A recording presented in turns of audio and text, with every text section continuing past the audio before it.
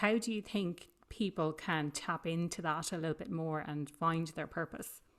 I don't believe anybody finds a purpose. Okay. I don't believe people find. I believe people create it.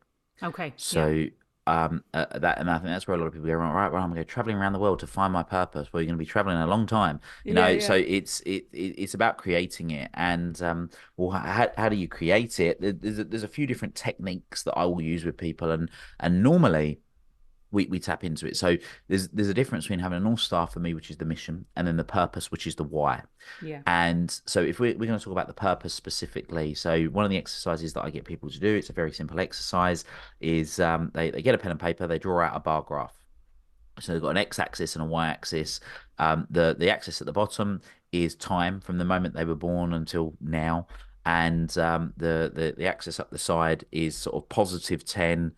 In the middle is 0, and it kind of goes 10, 9, 10, 8, 2, 1, and then it's -1 down to -10, and Mm-hmm. they just plot their their perception of life in accordance to experience. So their lowest lows, their highest highs, and they plot it.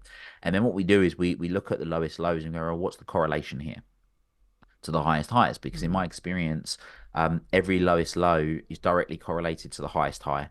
And the great thing, if most recently, that in the most recent times, anybody that's listening to this that chooses to do that exercise and they're in a real low right now, so they're at like a -10 or whatever the low might be for them, the great news is that it means that a new high is on the way.